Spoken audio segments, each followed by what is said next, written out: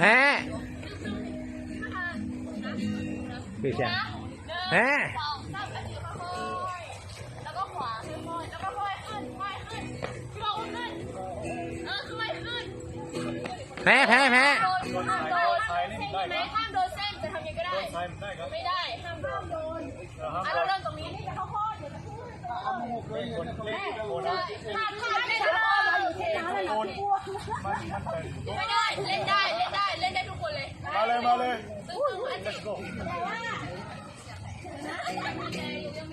เอาลงหน่อยได้มันสูงเกินอ่ะต้องแตะละอันนี้ทำนะถึงนะโอเคทุกคนเอาไหม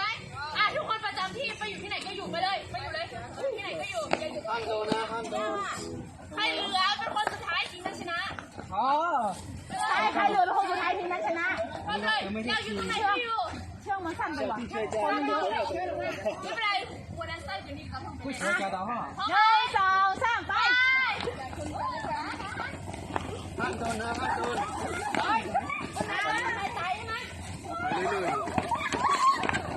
เก่งมากทุกคนเก่งมากโดนเอาไป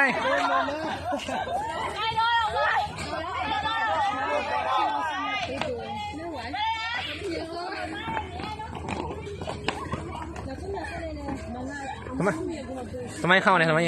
ชิ้นเดียวอยู่สมัยชิ้นเดียวฮะ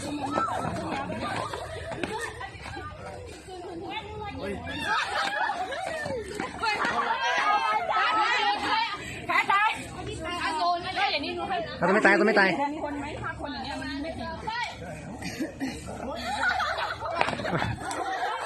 เก่งมากทุกคนเก่งมากเก่งมากท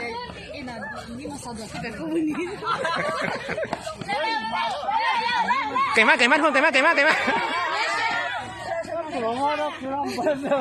ผมมูใจมั้ย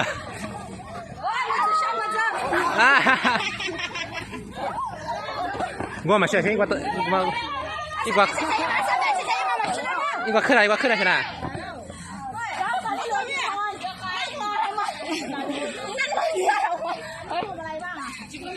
น่าถึงว่าเฉดียวนะถึงว่า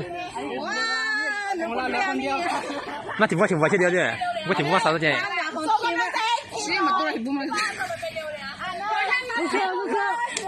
เก่งมากไอ้เนี่ยตัวอะไรเนี่ยเนี่ยก็ชีวิตไงถ้าคนไหนได้ยิ่งใหญ่ตัวจะตายแล้วไม่ออกมาไม่ทำไมชอบไม่อันนี้คุณโดนแล้วนู่นเดี๋ยวชิโดนละ1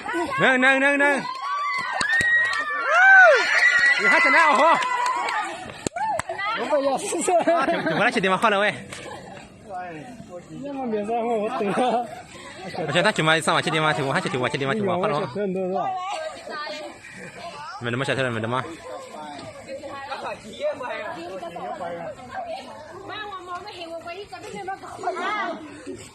这里ความมันยากก็ยังเคยเอาเลยมาเมื่อกี้เราชนะไงเพลงเล่เอาไม่ใช่เกมแรกเขาชนะไงเกมแรกเขาชนะเกมแรกเราชนะไงเกมที่2ลูกโป่งก็เขาชนะลูกโป่งเขาเกมแรกเขาลูกโป่งเขาชนะเหรอเกมแรกที่วิ่งตัวนู้นชนะ